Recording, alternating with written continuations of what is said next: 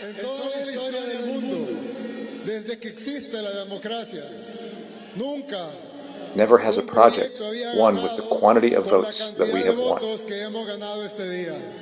It's the highest percentage in all of history. El porcentaje más alto de toda la historia.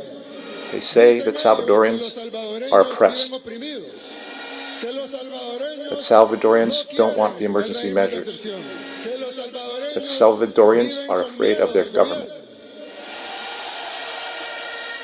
Let God tell the journalists to accompany us on this night of total freedom and total security here in the safest country of the Western Hemisphere. Don't be scared of me. I'm just a politician, an official. Believe in the Salvadorian people. We are on the cusp of winning the war against the gangs. Literally, we went from being, it's not an exaggeration, it's not hyperbole.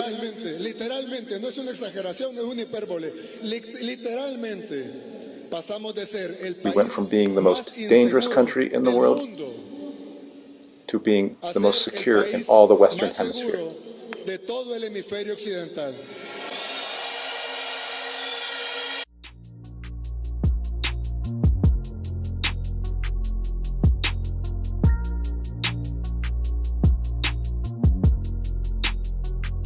Welcome to What's Left, a weekly political discussion challenging the mainstream left. I'm Eduardo with co-host, teacher and socialist Andy Leverson, and socialist Kenny Cepeda. We're online at what'sleftpodcast.com. You can find that link to our site in the episode notes. You can also find my personal social media handle as at Don Eduardo Abarca on Instagram. And please subscribe, rate, review, turn on your notifications, share your favorite episode where we found this episode. Thank you. We still have shirts, right, Andy? Just wanted to be sure. Yes, if anyone wants a What's Left shirt, you can always find our What's Left shirt with Andy. You can just email us. Right, and it's not like what we do is we order the shirt when anyone wants one, so you don't keep us inventory or anything like that. So right. All right. Here I am from Bogota, Colombia, here, and California. For both of you, let's see what I had suggested during, what was it? We had a discussion on the weekend, Andy, I think it was, or Monday. And I had suggested some time now, Nayib Bukele, is the just recently elected president of El Salvador. The inauguration will happen the 1st of June. And I had thought this was an interesting conversation since Kenny and I have brought him up just a few brief moments in time, if I remember correctly. And this, I think, is an important issue because there's a lot that we have covered that is so related to El Salvador and to what Bukele is doing. And I think that we'll have a lively discussion out of it. So if there is anything that, well, he was elected last week, so that's why I think for the second term. Yeah. Anything you both want to add before we? That's the topic of this week's episode. I mean, maybe I want to ask you, like, what do you want to talk about him? Like, what is it that catches your attention about this particular election in this individual, Nayib Bukele? Right. Well, why don't we start then like this? Yeah. So I'm living here in Latin America in Colombia, and there is a strong support for Nayib Bukele in a lot of places here, whether it be in Mexico, whether it be Colombians that are against the corruption, whether it be Venezuelans, which also surprises me. There's a lot of support for him in Central America as well. And mostly that support has been because of gang violence in Central America. Mostly it has been support because of he is, as he deems himself, the coolest dictator. And in my country, a lot of my compatriotas, my Mexican paisanos, my people who are Mexican, they want Bukele because of the narcotraficante the drug trafficking that happens in Mexico. And so this is something that I think people are looking for, that sort of control, a measured control, someone who has the stronghold and wants someone to have this, to do something right for the country, which I understand. I understand completely. I understand the sentiment. I have been to El Salvador. I have been to San Salvador, the capital of El Salvador. I have been to El Tuco, which is a tourist area hotspot. I've been there. I understand the people's sentiment. I understand their fears. And I'm Mexican. I understand that traveling to Chihuahua or traveling to Sinaloa or traveling to parts of Guerrero are frightening to travel to places I've never been to, because I know how dangerous it can be. I understand completely. I'm Mexican, so this is not something I don't want people to feel like I'm disassociated or don't understand the sentiment. This is not something I hit home. This is something that hits to me personally. I want people to feel safe. I obviously want people to feel as safe as I feel in this neighborhood right now, where I'm living at, because I'm in a sort of middle class neighborhood.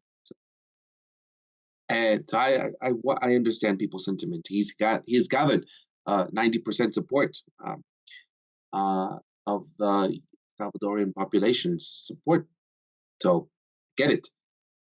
The issue I think that I have with this is that we have seen, if we look at history, we've always seen dictators. We've seen people who have taken over emergency powers. We can even look at the USA with COVID.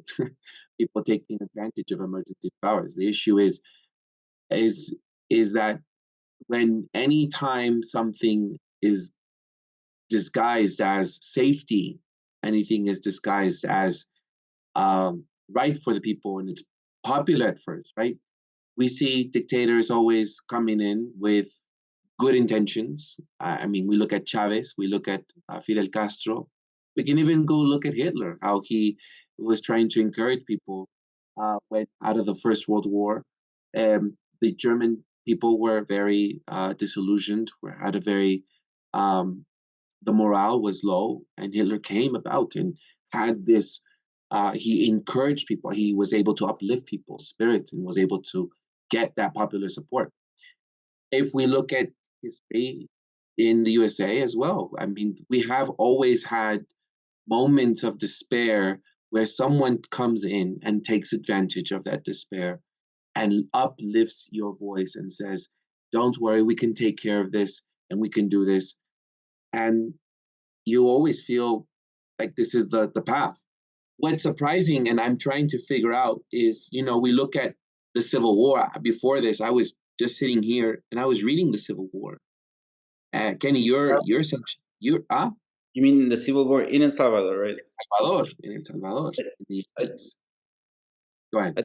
I just want to say that I think that we will have to kind of give more context as to what was happening in El Salvador, right? Like, because you're talking about he came in, right, and he came in with like this iron fist, and in combination with other reforms to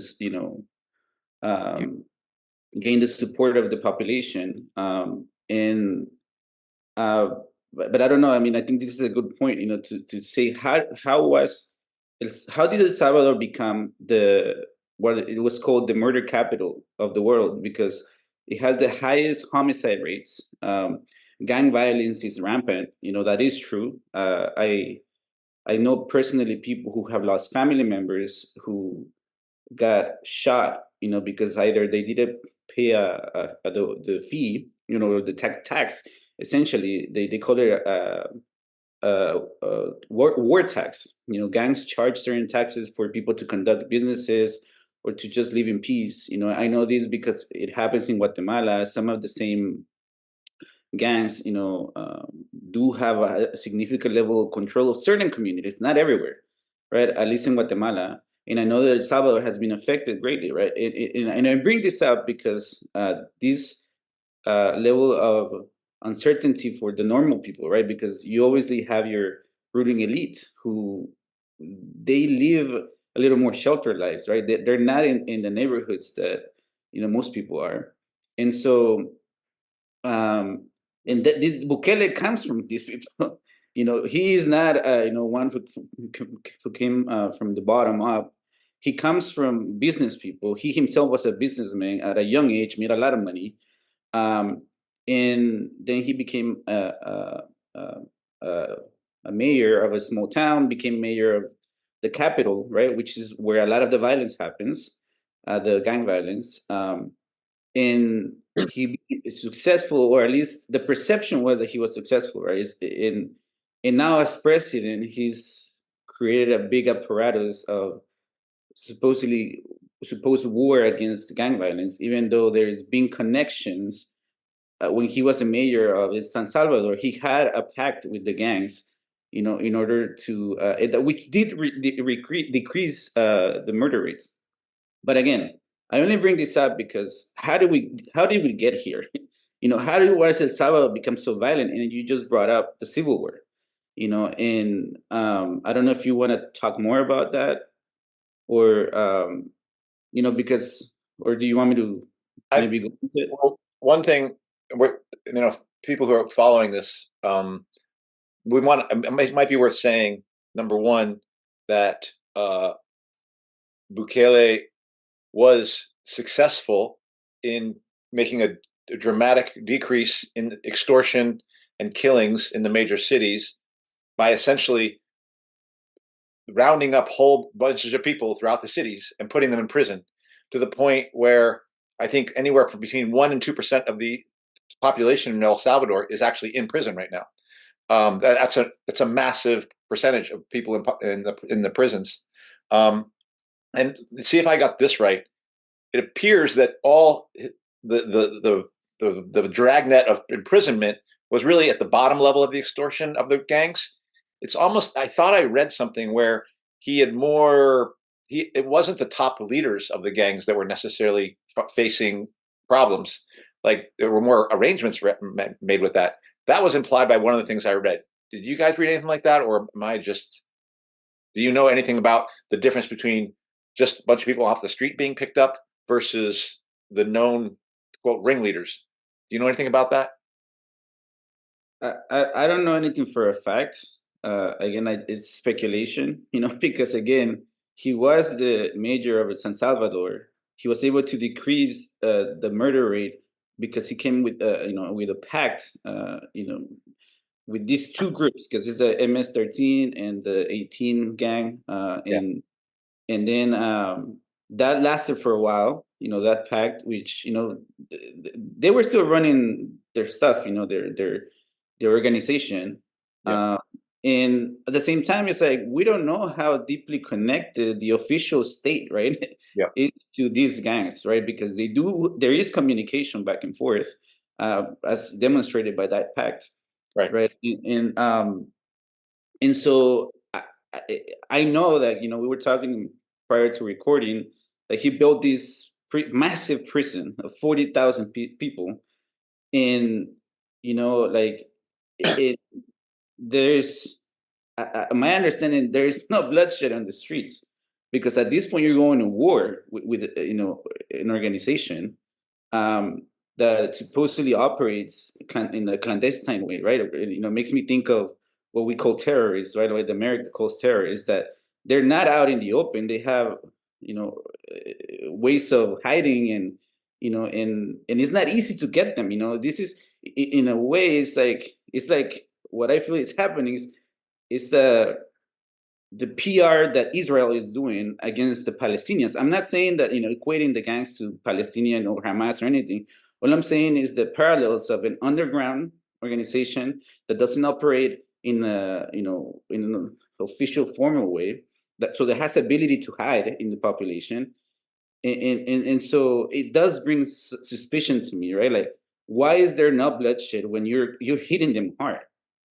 You know, like, and again, it's shown previously that there was a pact, and so to me, it does bring some, you know, value to what you're saying, Lipson, to that question. Like, you know, like, I had read stuff that made it appear that the top layers of the gang leaders there was agreements have been reached.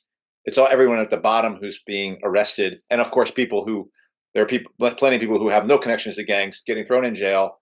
They don't have a right to a due process. They just are in prison, and they're in prison for months and even now years. But the thing to know is that the murder rates have gone down. People who said they did not feel they could walk in cities now are out in the cities and things like that. So it had an actual impact on people's lives that they felt. And the other big thing is there's things in the constitution of El Salvador that suggest that Bukele can only have run once, and now he's getting reelected. Of course, there were people who looked at it from the judicial side who said maybe he can get reelected, but then people are saying, well, those are Bukele appointees that actually supported his reelection. So some people are saying that his reelection is undemocratic. Undemocratic or not, I think he got 85% of the vote. And it wasn't like, this is not a vote like in the United States where you've got electronic craziness and we have fake votes here. This is a genuine Central American honest election, if you will, not the crooked shit that happens in the United States. But he got 85% of the vote. I mean, no question, this man is supported by the mass population. And I think one of the things that I remember you saying, Eduardo, is like to say, this is the kind of popularity that you imagine could be for candidates who don't just promise something, but deliver by putting a powerful punch to working people, right? He's attacking one section of the working class, and another section of workers are like, oh, well, you helped us, or you seem to clean up the streets, we're going to support you. And that's what it seems like you were worried about, is that kind of figure emerging elsewhere in elections across the country and across the world.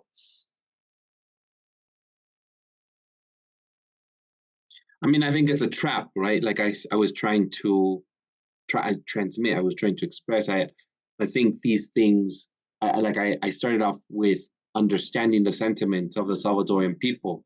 I have friends who are Salvadorian. I have been in that country, and I understand people's insecurity. I don't want to dismiss that at all. I don't want people to think that I want to continuously say that, because people, when I speak about this online or in person, I think people assume that they assume I don't understand their sentiment, their fears.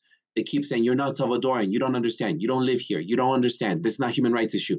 And it's like, I don't even want to talk about it from the standpoint of human rights issue. I mean, I want to just pick this up. This is something I read. I was looking up stuff.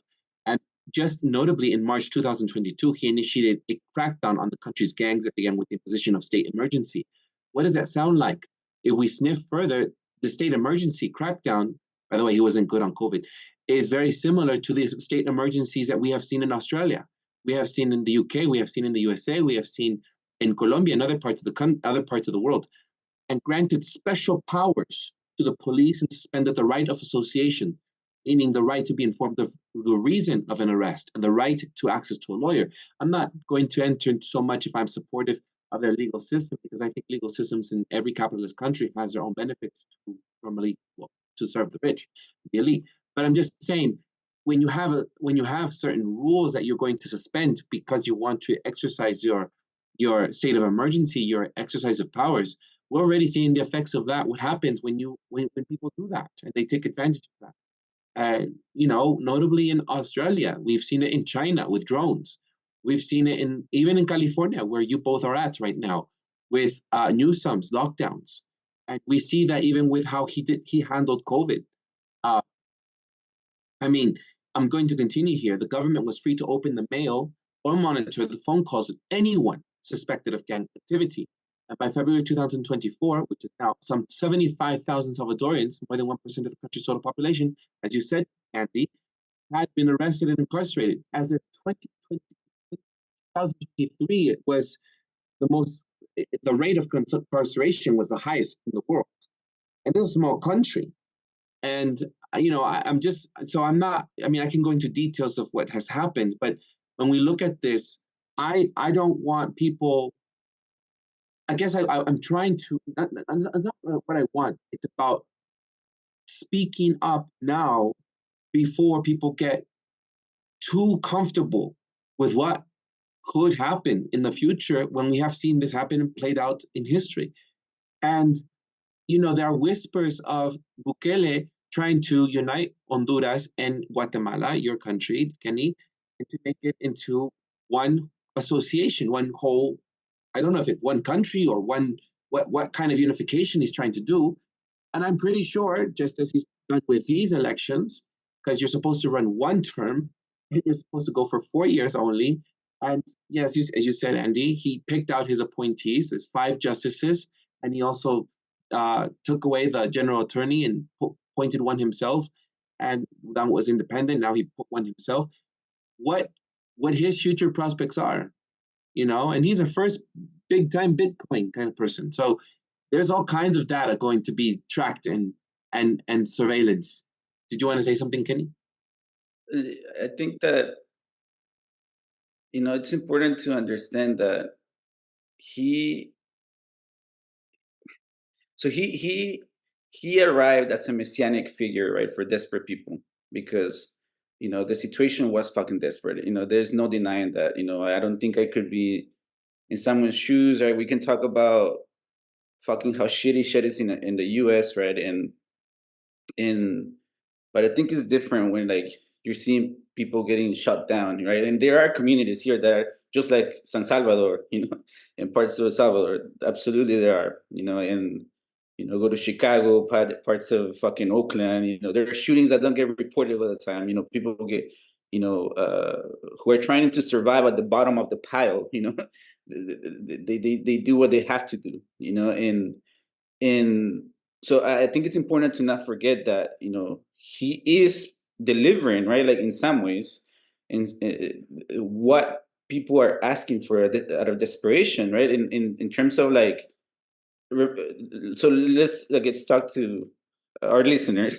Bukele started his political career as a leftist, as a radical, quote unquote, leftist.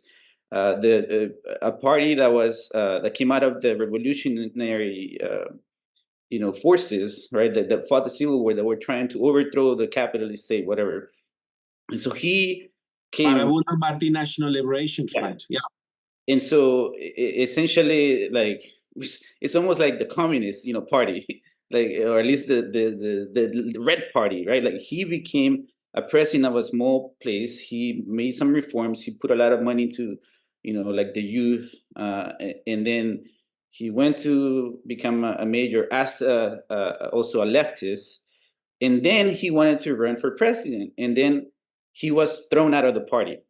And, because he was, at that point, he was notable. And I know this because I've had family members who are from Salvador, who I know I had a pulse on how popular he was when he was a mayor of San Salvador.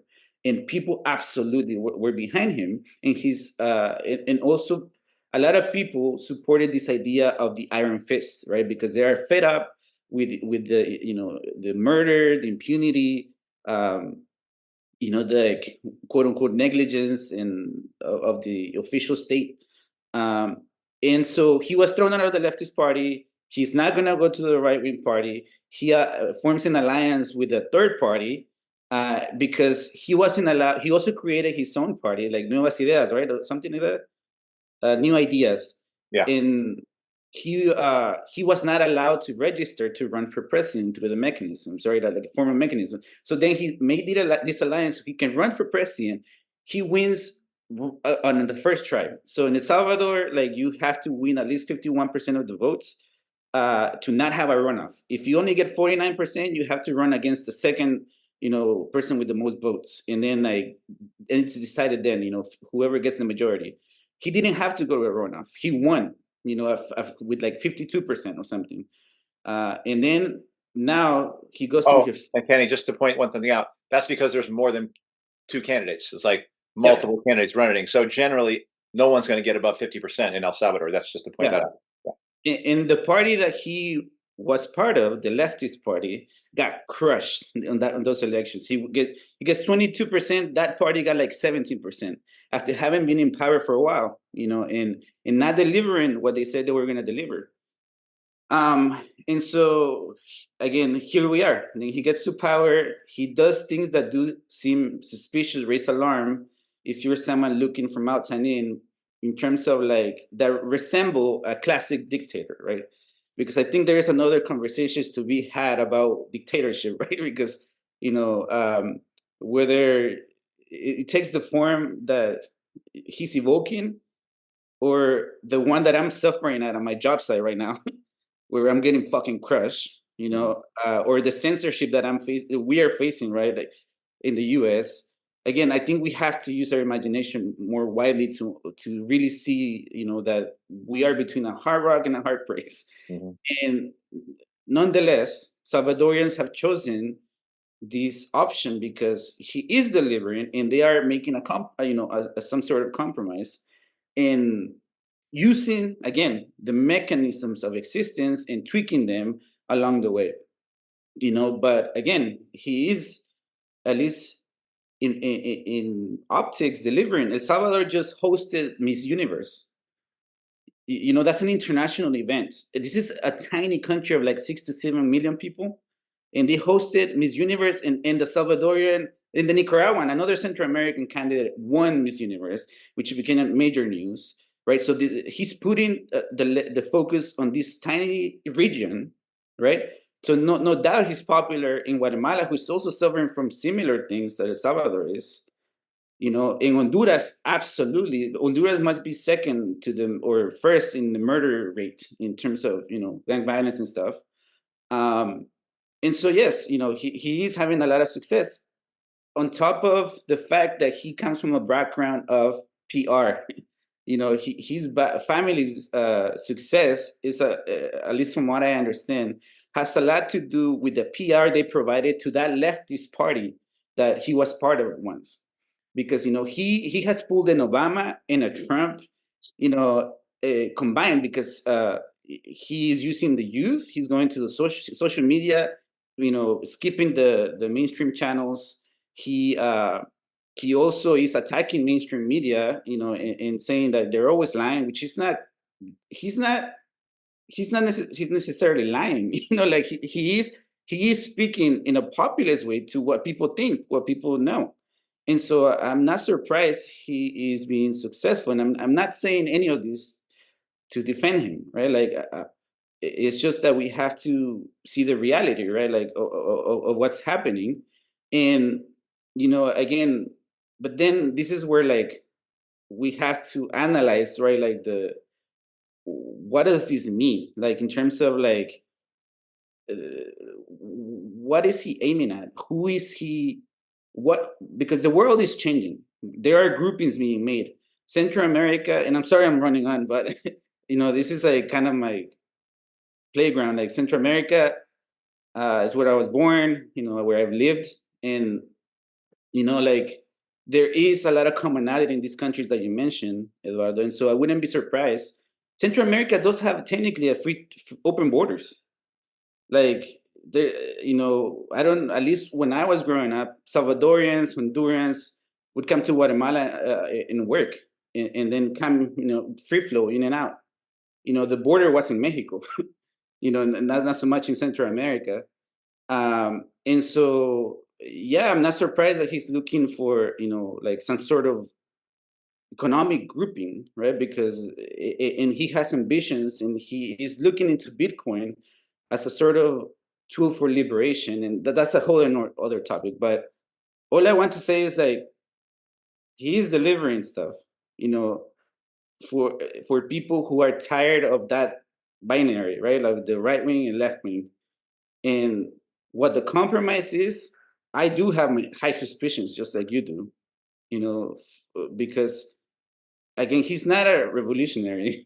He's a reformist, and he thinks that, within the parameters of the system, he's going to be able to deliver, sustain, and maintain, whatever changes he's trying to bring to the country. And so I'll stop there.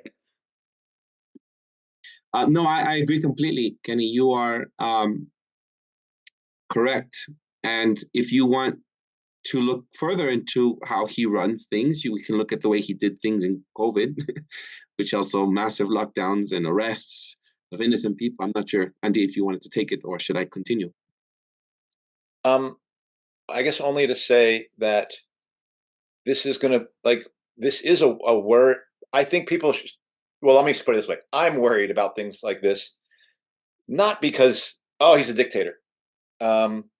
I feel like the biggest dictator we live under is Biden. I think Biden's election was not democratic. It was the opposite of democratic. I think they rigged the election so that Biden could, in behind the scene ways and in direct ways, whether it be through machines and things like that. El Salvador had an election. El Salvador had a situation where the people got to vote and they voted for this guy. This dictator, so-called dictator, did not stuff ballots to become elected. What he did was he cracked the skulls of 2% of the population so that the other 90% would vote for him. And what you see here is, once again, people looking to the state for answers, looking for this. And Eduardo, you raised the idea of he talked about, or he did the state of emergency. The state of emergency has been going on for about 2 years since those murders happened. Like, the state of emergency was launched when a string of murders took place in some of the cities, and then he cracked down, and then there's just been an ongoing state of emergency. We've all seen that before, right? And nevertheless, this is a crackdown that the people are embracing. And this is a crackdown of the state that is getting 85% of the vote. And that is worrying to me, because we don't have that here. The crackdown we had here barely was able to get itself elected because there was a whole set of people who were unhappy about what was happening. But I do believe, and I think, like, the question around immigration, that the way that immigrants are being talked about is like, who can the state go after to win the massive support of its population? Because when that happens, in my opinion, all of these states are run on dictatorships because they are all the rule of the local bourgeoisie. So those are all bourgeois dictators. Capitalism is a bourgeois dictatorship. Democracy is merely a disguise put around all these systems to make it seem like people have a vote. That's true in the United States. That's actually really true in El Salvador. No worker has control of their lives through their government. The government is a capitalist government.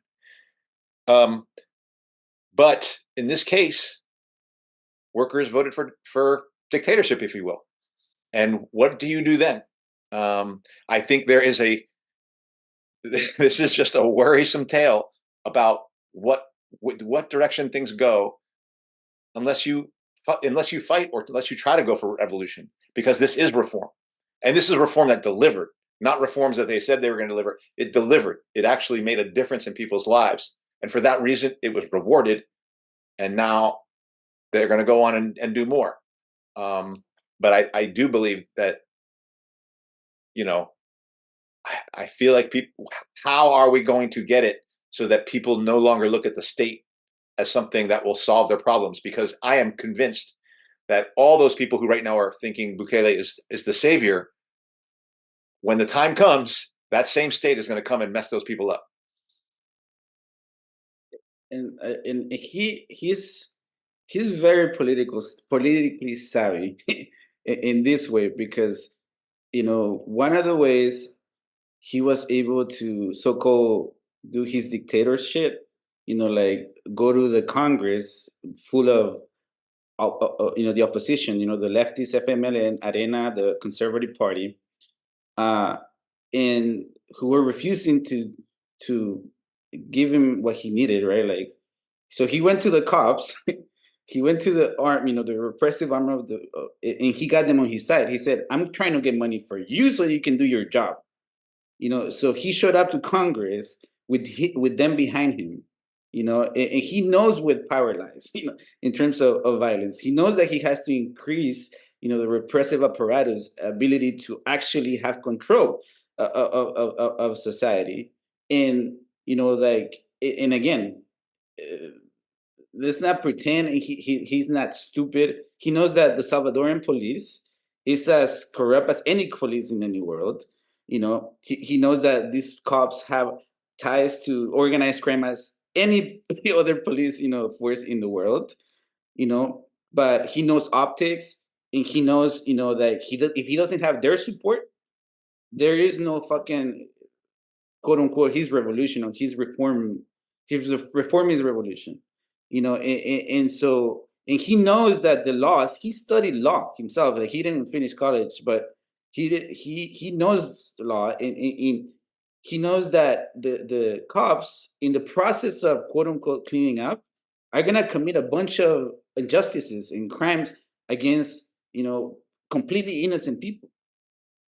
And he's willing to throw them into the can, and take this mano dura, which was a policy in Central America, not just El Salvador, of anyone of suspicion of being of gang membership. Me, if I go to Guatemala and El Salvador, by being shaved head and just having tattoos, they can stop me, interrogate me, take me to jail, just because they have suspicion. All right, so I'm sorry, but I've been told to hide my tattoo when I was in El Salvador and in Guatemala because of that. And I understand, El Salvador, just like most of the world, is a conservative place, and they associate certain things with good behavior and bad behavior, right? And they're willing to, this is not scandalous to them, because if you're behaving, you're not, just do the right things, and then you're not gonna be in trouble. But the fact is, a lot of people, just like, fishermen, when they throw a big net, a lot of innocent fish get caught in the net, and then, when the repressive apparatus is built up, we know what's happened. We know the story. You've talked about it, and so we'll see how long this romance lasts. And it is like, and it is also scary because he is able to wield an enchantment, because when he built that fucking 40,000 person, and people can go to YouTube and look at the images. Look, and I get it, a lot of prisoners have committed very, horrible crimes. They have, but go see those images and tell me if that's a promising image, of a future, where, like, again, just by suspicion, you can be thrown under the net of the state, and and try to change that, right? Like, once the repressive apparatus is built up, and so, on top of the other suspicious shit that's happening. And I was telling Lipson that I am not so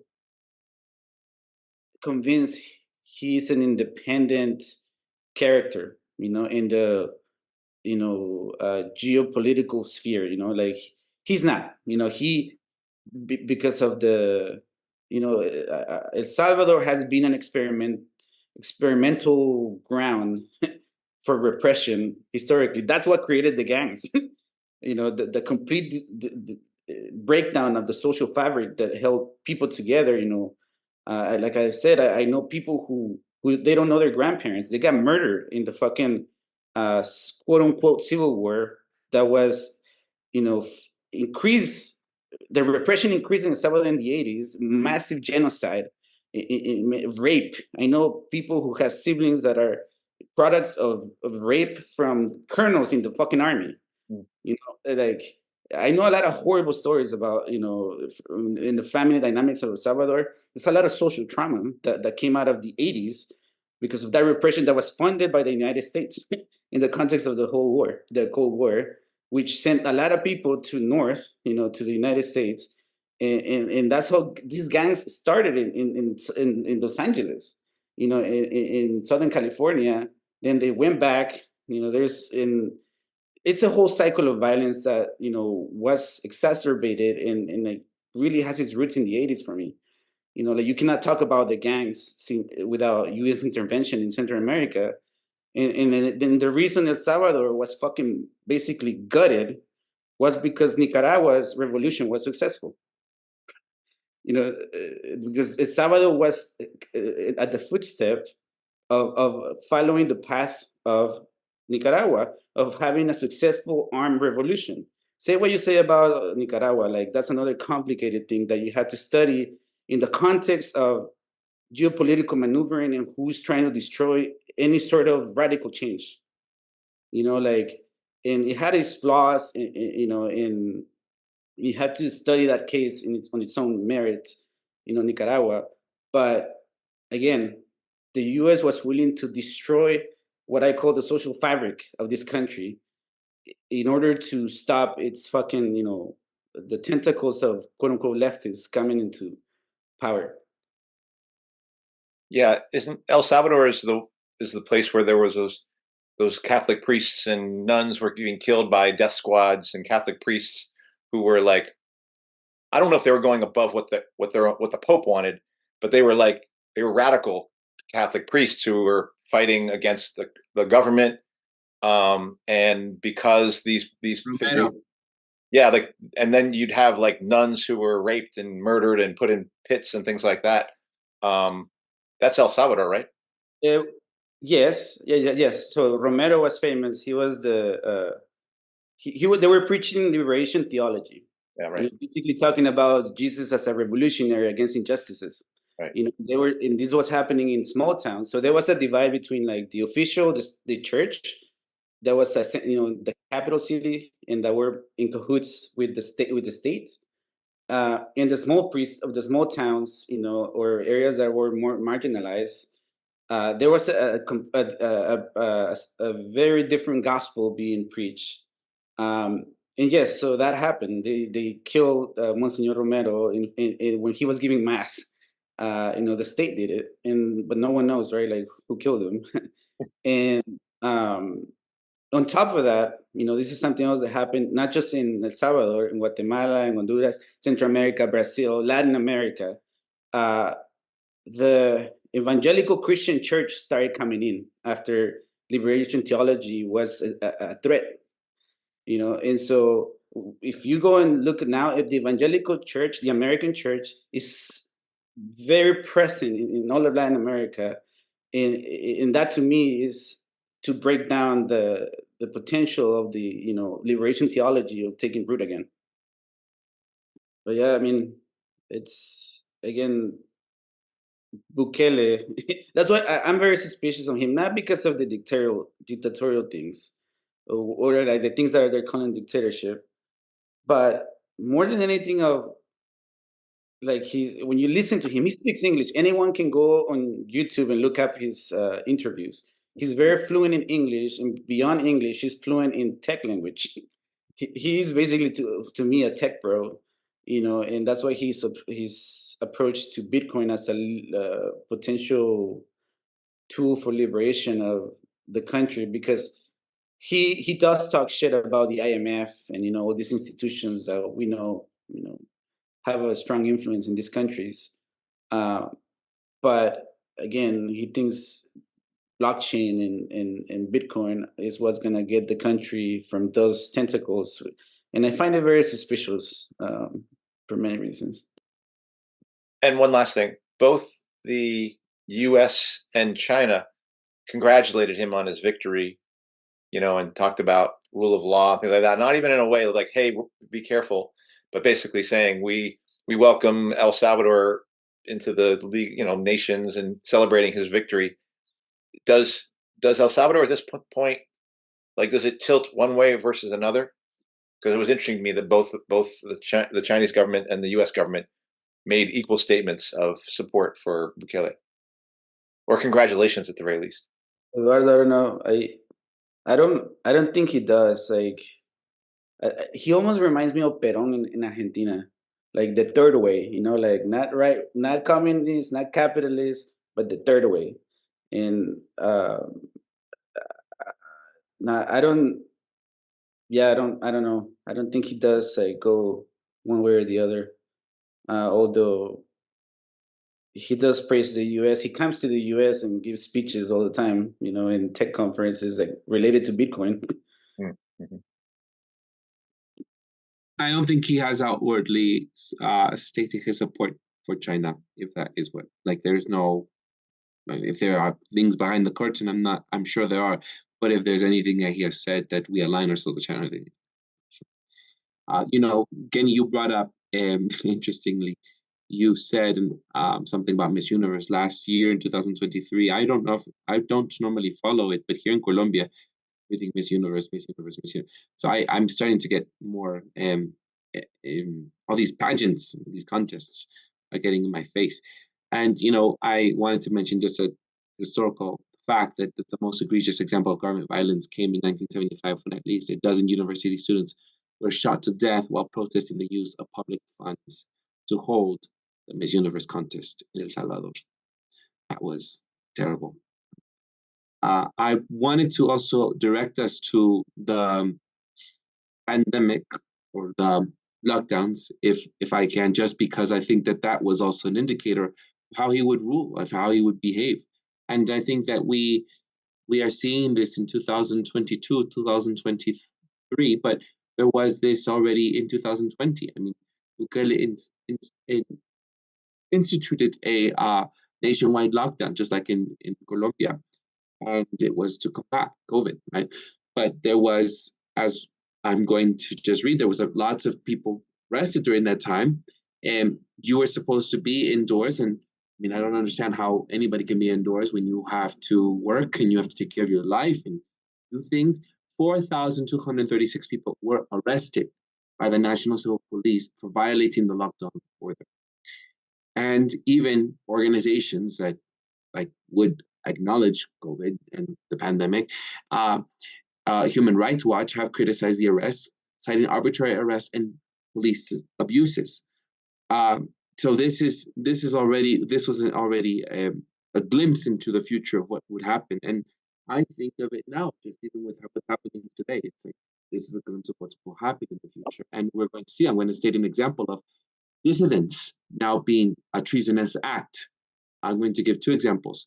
But before I do, I just wanted to also expose that in Colombia, tanto in Colombia, just in Colombia and El Salvador, there have been an explosion of irregularities and corruption during COVID, which people knew it wasn't a big deal as people made it out to be. And just like in the UK, which mostly had a lot of exposure in the media because of Boris Johnson trying to doing the COVID parties in his political office.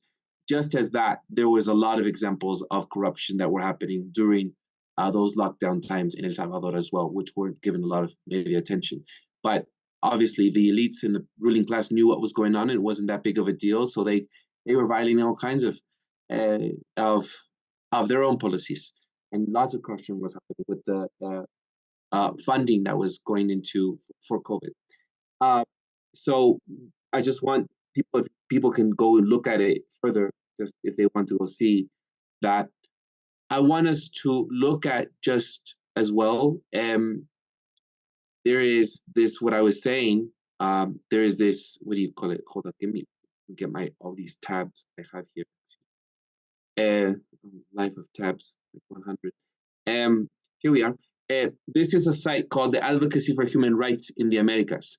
So I want us to just look at two examples, which there are more, but I'm not going to go into many because there's so much that we can discuss. But if you look at that site, I'll link it for the episode so people can look at. There's just a numerous examples of what happens when you take emergency powers into place, like this government has done. And people think, well, it's just for the gang members. That's what people keep saying. It's just because of gang members who they try to do this toward. No, these are arbitrary detentions that are being made even onto people who are dissidents. Give me a second here. Here, emergency regime to silence dissident voices. This is from, again, the site I just stated. The state of exception, whose purpose is to reduce violence generated by the gangs, has been used to repress and silence voices critical of the Bukele government's actions, as is the case with the arrest of digital specialist Mario Gomez, who made statements about the use of Bitcoin and possible financial fraud by the Bukele government. There's another person now. Another case of the recent arrest of Luis Alexander Rivas, who published a photo on Twitter of two of President Bukele's brother with a group of bodyguards. In response, Bukele retaliated, and Rivas was charged with crime of contempt.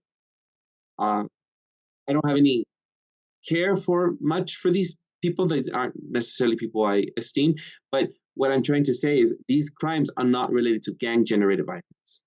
Right? It was carried out under the rules, again, of the emergency regime, which allowed the elimination of some of Rivas' constitutional guarantees. Yeah, not to say that I love the Constitution per se, but anytime you have the emergency powers, dissident voices are going to be squashed. And we see it in the USA with what happened with the Twitter files. We've seen how voices and censorship happen when you have, you grant government a lot of emergency powers. And to what I thought Glenn Greenwald's position was, which I'm not sure anymore, the civil liberties issue is an important one for me and for any of us, right? Like to have the freedom of expression, freedom of voice, freedom of speech, and the freedom of censorship. And this is exactly what people are they're being driven into because of safety. And we've seen these boogie people or boogie reasons as to why we need to have safety, right? It's the gangs, or it's the war on drugs, or it's the terrorists, or it's the immigrants, the aliens, right? The undocumented aliens in the USA, the invasion, right? That's what the freedom people keep supporting borders. And as we discussed last week, I think it was on borders, what happens to one sector of people always infiltrates all sectors of society. So you may want only the borders, or you may want only gangs, in this case, to control the population or control gang members. But what will happen there will then further extend onto the rest of society eventually. That's just how things work. We've seen it everywhere. And we're seeing it even especially in Israel. So I have lots of worries, and I hope that my fellow Salvadorian friends and comrades also look into this further, and even the people in the USA supporting Bukele because they hate the gangs and the Maras Salvatruchas and all that, which if we look at history, even in time, a lot of these, as I was discussing with someone, a lot of these people, because their kids were in danger in El Salvador and their parents were going either to be part of the Salvadorian army or part of the guerrilla forces, a lot of these kids were sent to the USA in California. And a lot of these kids grew up without parents, and they became gang members in the USA, and the USA deported them back to El Salvador. And then you had an infestation of poverty and people without parental guidance, love, which is what we need in our communities, right? I was discussing this even with Luis Miguel, who is here, and he was on the fence about Bukele. And I said, you know what? We don't need more iron fists. We need more love. We need more art. We need more social workers, but not the ones institutionalized by the education we have, but by indigenous remedies and people who enter these communities to solve these issues at the root of the problem, and not to deal with it because of the symptoms. So that's what I hope people will wake up to, but we can only hope. And I don't want people to think that I have no sympathies to the fears and the plague of violence that people are experiencing in El Salvador. I've been there and I get it. So. Yeah, and there is a difference between the actual like fake, I mean, I would call it the fake boogeyman of the immigrant coming across the border, and the experience of small shop owners experiencing extortion like weekly. I don't want to undermine. There's no question that and for that to go away, you know, we understand why people might go to it, but I agree, like we've been saying here, this is always, it's problem, reaction, solution here. The solution here is a solution that is going to strengthen the state, which is only going to deepen the problem for us. And to give another example for how problem, reaction, solution, all the worries about crime in San Francisco are leading to Proposition E, which, have you heard about that, Eduardo, Proposition E? I haven't lived in the USA for the past half year, so Yeah. go ahead and. So check this out. Proposition E, Police Department Policies and Protection or something, is a package of policy changes that would allow That's right. Yeah, Yeah. that would allow San Francisco Police Department to engage in more high-speed chases, permit drone use in pursuits, and grant the department the ability to install new security cameras in public spaces and test new surveillance technology on the public with less oversight. So here it comes, folks. And this is all the shit that's going to be on the border: drones, surveillance, artificial intelligence, of course, data mining, and the state will always come up with more ways to try to influence you to say, give us power and we'll protect you. And it's a complete lie. Sorry, Kenny, can I just say one thing? I didn't mean to be so kumbaya at the end of what I was trying to say about healing our communities. I don't want it to be misinterpreted and people to say, well, that's easy for you to say over there in your little nice apartment in Bogota, Colombia, where you don't experience the violence that we've experienced. I get that. You know what? Here's what I'll say. Instead of saying just art and more love and healing ceremonies in our communities, which we do need, all right, fine. I'll say this. In Mexico, 3-4 communities, I forget, 3 or 4 communities in Mexico have decided that they don't want anything to do with the state police or the drug lords or drug trafficking. And they have taken arms up themselves and decided that they would take care of their own their own community. So I don't want to dismiss that and say that I don't get it. 3 or 4 communities in Mexico have decided to do that, as well as the Zapatistas. So they neither take a refuge in the government, nor do they allow for the sort of violence that exists in Mexico to infiltrate their communities, and they fight back. So if anything, I want people here to fight back as well, such as in San Francisco. This is towards technology, but they've just lit up a self-driving car in San Francisco recently, and that's exactly what we should be doing. We should be taking up arms in order to release ourselves from the violence that plague our communities if we feel fear. And we should also have healing remedies to our communities that are tackling with this issue, the families, especially if the families have connections to those gang members, right? Like I believe in redemption as well. There are some people that may be too far-fetched for that, and there should be rehabs for that. That's a different conversation about how we can deal with our societal issues. But I don't want people to think I'm just being kumbaya here, right? Like I have stated in previous episodes that we need to also take up the issue of the border, right? So these are examples of what I'm trying to say in order to have alternatives instead of finding refuge in the government, which will dedicate another episode, I think we'll do on what the guerrilla forces have done, whether it be here in Colombia, where I have been, in parts where I have been very scared myself to be in those communities with guerrilla forces. Not sure if I support these, but the guerrilla forces in Guatemala that I think we can discuss, the guerrilla forces in El Salvador, in Nicaragua, that might be examples of what we could see and their pitfalls as well of what did not work. Just wanted to say that because I almost felt like I could be undermining people's experiences. Mm-hmm. And I guess, so I'm trying to articulate this. So we've been sold this idea that only the state, by monopolizing violence, only they can protect us, right? Only they can,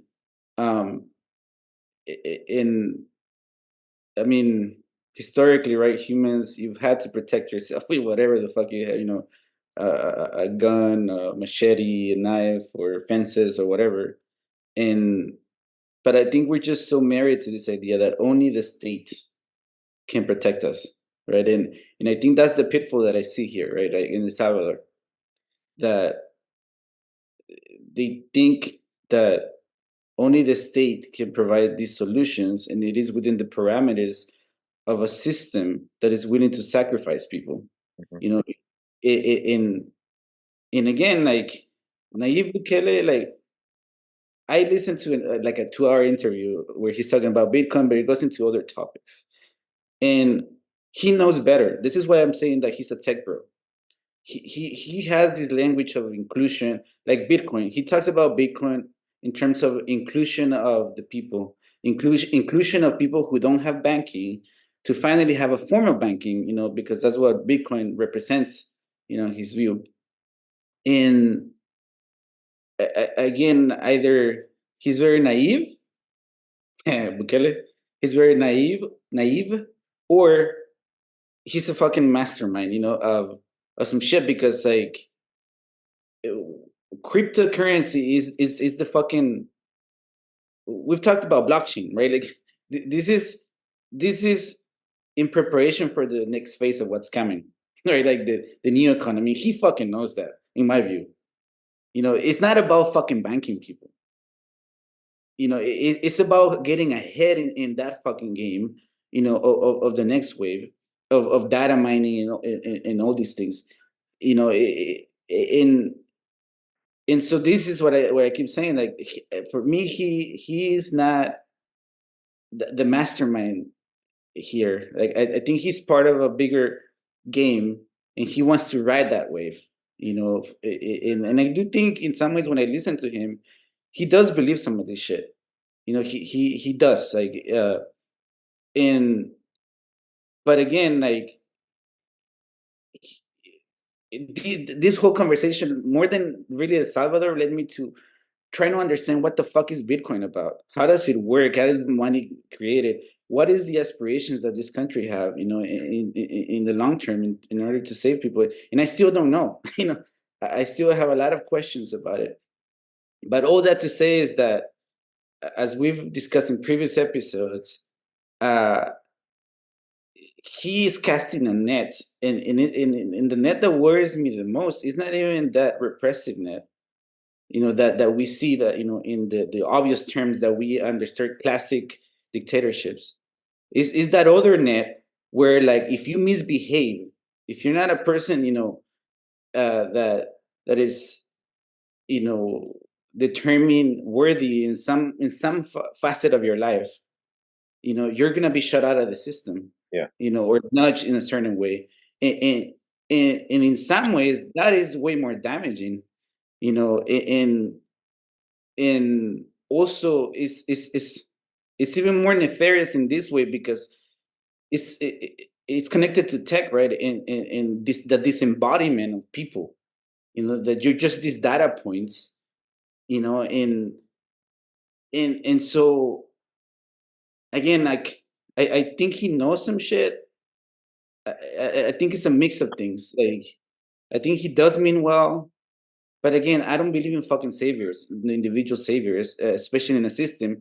And he's pretending, like we talked with Jeff Straw, the fucking leftists, right? Like he's the progressives who want to say that they can tame a system, because I don't give a fuck about Bitcoin. Like really, it's a medium, really, of exchange. We still live in a fucking capitalist system, into and he is guiding people in people's, I think, desperation for something different. And I don't believe in saviors. I think he's actually guiding people into a fucking what do you call where you kill cows? Slaughterhouse.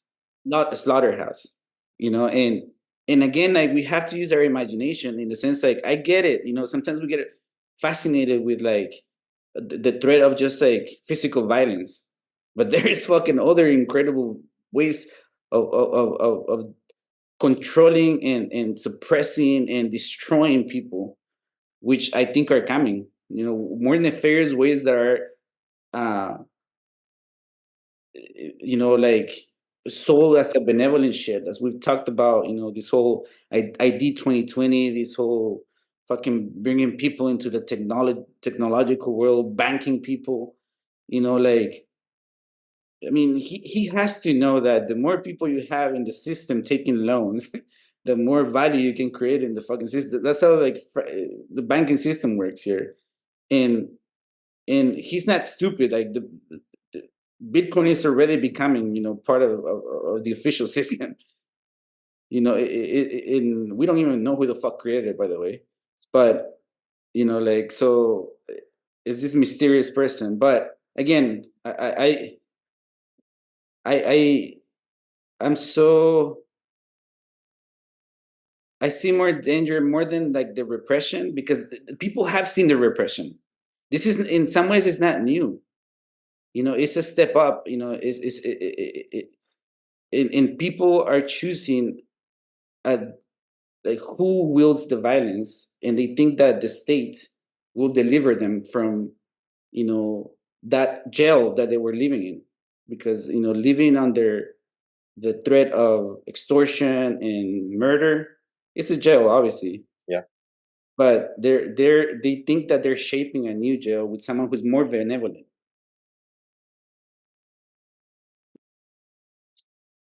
Yeah. I agree.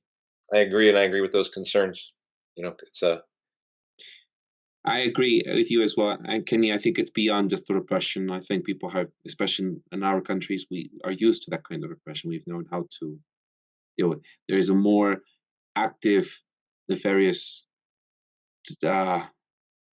boogie person coming, and that is the technocratic state that's coming. Yeah. I want to conclude because is it okay? I'm a little tired. Yeah. But I'm very satisfied with this episode, by the way. Yeah. Good. I'm appreciative of Kenny's angle because I didn't share that angle in this episode. Not that I don't share we're on the same position. I didn't share it in I didn't speak about to that angle. Yep. Right. And I alluded as well. So speaking of tech, I alluded to a self-driving car being burnt in San Francisco, which I'm proud of people doing that in California, which is playground of tech bros, of one of the capitals of the fourth industrial revolution, Silicon Valley. And I hope that we will have a whole episode dedicated to another area that I think is very important, which is the tech at the border, or geofencing, or this virtual wall that Biden is doing. Who cares what Trump wants? A physical wall, which I think is actually better because I think people just cross over on the fence.